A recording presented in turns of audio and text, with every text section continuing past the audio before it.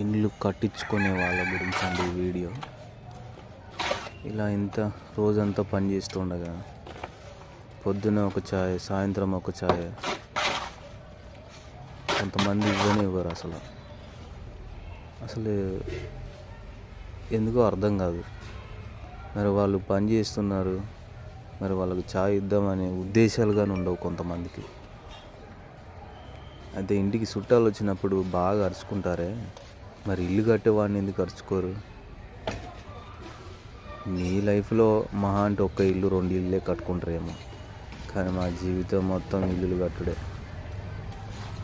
అంటే ఎవరు ఎలా అరుచుకున్నారు, ఎవరు ఎలా మమ్మల్ని చూసుకున్నారు.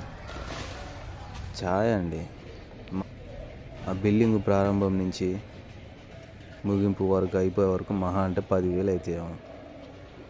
కానీ మీరు మైండ్లో ఉంటారు కదా.